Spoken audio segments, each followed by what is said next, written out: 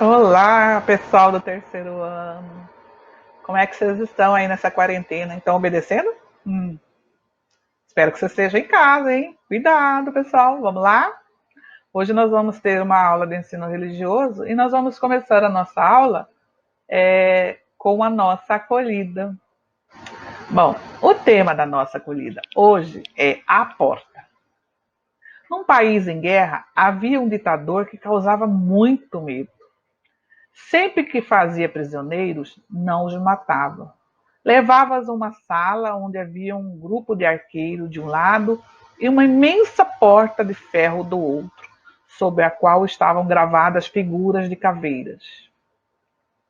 Nesta sala, eles os faziam enfileirar-se e diziam: Vocês podem escolher entre morrer flechados por meus arqueiros ou passar por aquela porta e ser trancados.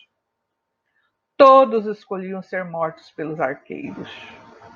Ao terminar a guerra, um soldado perguntou ao ditador: Senhor, posso lhe fazer uma pergunta? Diga, soldado. O que havia por trás da assustadora porta?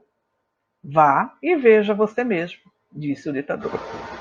O soldado abriu vagarosamente a porta e, à medida que o fez, raios de sol foram adentrando e clareando o ambiente.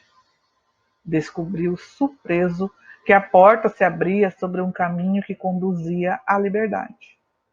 Esse texto foi escrito por Magno Daniel. Pense, que porta você pode abrir para crescer em alegria e liberdade? Jesus hoje nos pergunta se compreendemos o que temos a fazer. Disse Jesus: Não lembrais de quando repartir 5 pães para 5.000 pessoas? Quantos cestos vos recolhestes? Eles responderam: 12. Jesus perguntou: E quando reparti 7 pães com 4.000 pessoas, quantos cestos vos recolhestes? Eles responderam: 7. Jesus disse: E vós ainda não compreendeis? Esse texto está em Mateus, capítulo 8, versículo do 18 ao 21. Oração hoje, entregando a nossa vida, a nossa família, a nossa saúde a Deus e pedindo que Deus nos conduza, nos abençoe e cuide da gente. Senhor, tu que te apresentaste como um caminho vivo, seja meu guia e companheiro no caminho da vida. Ilumina-me com teu Espírito Santo para que eu possa caminhar contigo. Amém. Pai nosso que estais no céu, santificado seja o vosso nome. Venha a nós o vosso reino, seja feita a vossa vontade, assim na terra como no céu. O pão nosso de cada dia nos dai hoje, perdoai as nossas ofensas, assim como nós perdoamos a quem nos tem ofendido, e não nos deixeis cair em tentação, mas livrai-nos do mal. Amém. Vamos lá, então, terceiro ano. A nossa aula de hoje vem com o tema organizações religiosas. Bom, é difícil imaginar uma sociedade humana sem organização. Nascemos, vivemos e morremos dentro dela, do mais simples ao mais complexo, constituído por bens materiais ou culturais. Todo processo produtivo é realizado por meio de uma organização. O mesmo se dá em qualquer organização humana. A organização é algo instituído ligado à ideia de arranjo do comportamento das pessoas. Então, imagina, nossa sociedade ela é toda organizada. Então, nossa escola, nós vamos colocar na nossa escola, toda organizada. Você já imaginou se não tivesse uma organização? O que seriam, como seria um caos? Bom, então toda a sociedade ela tem organização. E a religião também tem as suas organizações. Só mesmo organizando as pessoas, definindo normas, estabelecendo rotinas, consolidando convenções, constituindo fórum, é que a humanidade foi criando suas organizações. Nesta unidade, vamos analisar a compreensão que se tem da organização religiosa e constatar o seu significado para a vida das pessoas. organizações reguladas por normas são indispensáveis à convivência social e à colaboração em qualquer atividade, desde um trabalho escolar em grupo até uma obra completa. Imagina quando a gente divide a sala, nós fazemos grupos de trabalho. Se não houver uma organização, alguém que encabeça lá a turma fica só conversando e não faz nada, e não sai. Então precisa ter uma pessoa que organiza. Então, em tudo na nossa vida tem que haver uma organização. As organizações religiosas apresentam-se como um sistema. Então, o que é uma organização religiosa? Ela é um sistema institucional que busca manter um grupo de pessoas unidos em torno de uma prática de fé comuns e orientações que regulam a vida da comunidade, não somente no sentido religioso, apesar de ser este o seu foco principal. Então, como que se apresentam as organizações religiosas? Como um sistema institucional que busca manter o grupo unido em torno de uma prática de fé. Os católicos, evangélicos, os budistas, os islâmicos, né?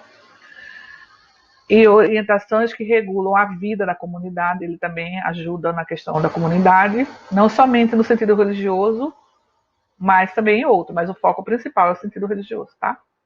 Bom, qual que é o objetivo principal de uma organização religiosa? É preservar as orientações contidas no contexto sagrado, as quais devem seguir o bem viver e os seus seguidores. Então, o foco principal é preservar as orientações do sagrado. Ou seja, repassar as práticas e transmitir às gerações futuras a economia, a construção e a manutenção do patrimônio financeiro das organizações religiosas, garantido por meio de uma ordem pré-estabelecida o cumprimento das suas finalidades. Mas os modos de organização das religiões variam muito, tá?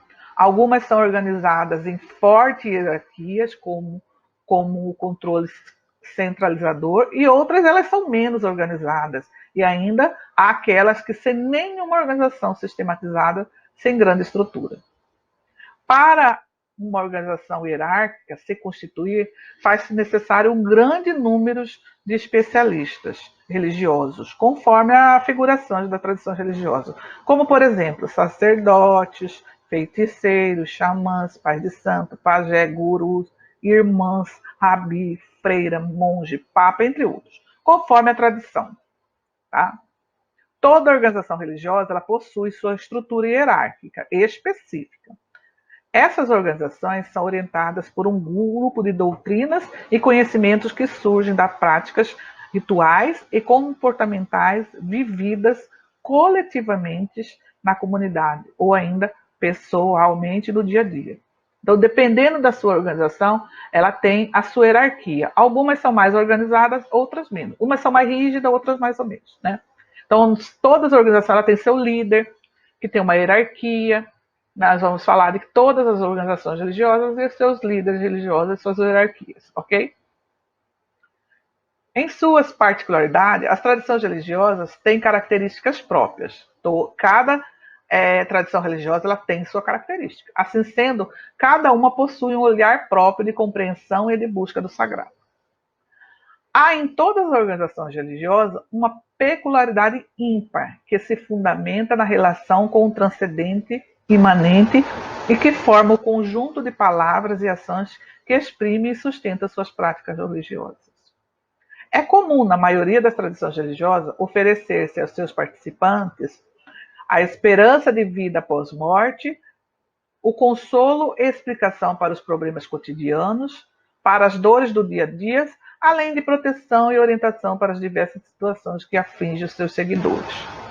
Os líderes e membros procuram educar as pessoas para uma vida baseada em determinados princípios espirituais, proporcionando com isso melhores condições de vida físicas, espirituais e sociais. Então, toda organização religiosa ela tem uma peculiaridade ímpar que se fundamenta na relação com o transcendente.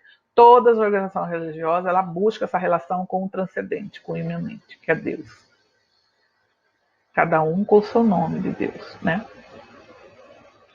Bom, Papéis e funções das organizações religiosas. As religiões do mundo se estruturam organizando o espaço físico, delimitando a geografia com suas mesquitas, templos, igrejas, terreiros, etc. E organizando o espaço humano, atribuindo papéis de acordo com a função que cada um possa no interior da tradição. Alguns exemplos de organização religiosa. Vamos começar pelo hinduísmo. O hinduísmo é um conjunto de religião que surgiu na Índia e que possui estrutura rígida de controle e de autoridade. Porém, quem é o chefe são os gurus, mestres, os que orientam os adeptos rumo ao seu próprio crescimento espiritual. Em alguns templos hinduístas, é o sacerdote, o Brahmane, quem cuida do templo. Ele é o único que pode entrar no santuário e fazer oferendas aos devotos.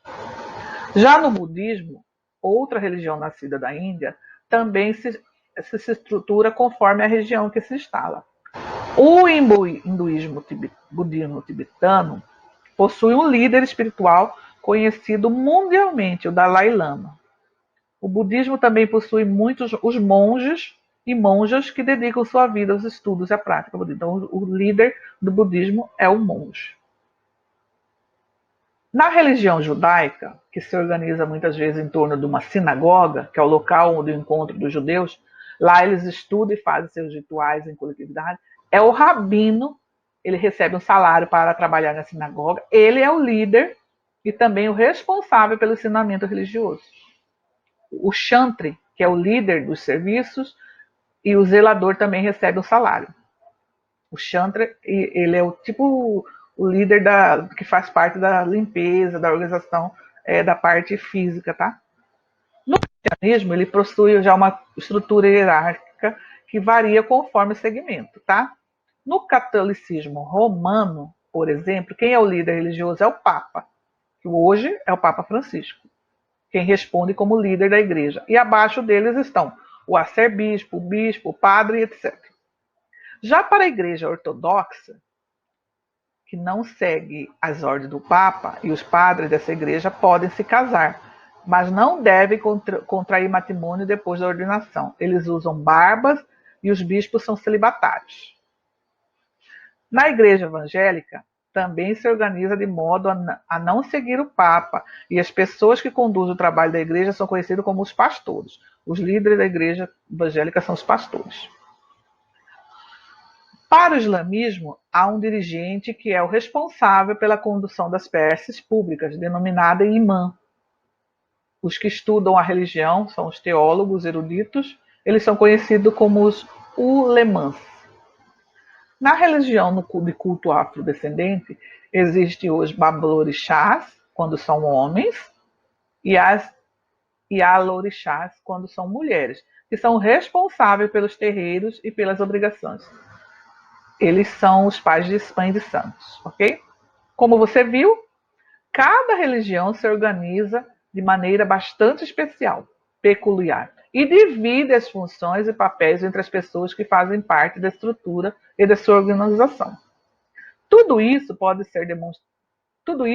demonstrar a capacidade das pessoas de se organizarem em prol de um objetivo comum, que no caso das tradições e organizações religiosas é um fim baseado na observação de uma sensação de que há algo que justapõe de uma forma suprema, acima da compreensão racional dos homens, em todos os fenômenos, a realidade possível e imaginada, a sagrada.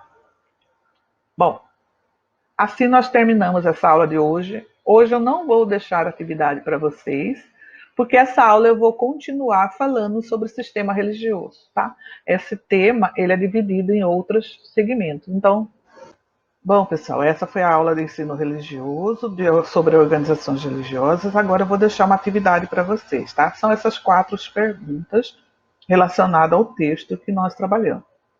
Então, vocês vão responder essas perguntas em uma folha. Não esqueçam de se identificar, nome completo, a data, o título da atividade. Assim que a gente retornar às aulas, eu recolho essas atividades, ok? Como as organizações religiosas se apresentam e como se manifestam as suas práticas de fé? Qual o objetivo principal de uma organização religiosa? Como são os modos de organização das religiões? Para uma organização hierárquica se constituir, faz-se necessário muitos especialistas religiosos. Cite alguns exemplos. Coloquem 3 exemplos aqui, tá, pessoal? Bom, pessoal, eu agradeço a vocês, espero que vocês fiquem bem em casa e que se cuidem nessa quarentena. Tenham muita paciência, é uma fase muito difícil, mas vai passar. E logo, logo nós estaremos juntos, tá? Espero que Nossa Senhora abençoe cada um de vocês no lar de vocês e que ela cubra vocês com o manto sagrado, levando paz, saúde e muito amor. Ok, pessoal? Até a próxima. Obrigada. Tchau, tchau.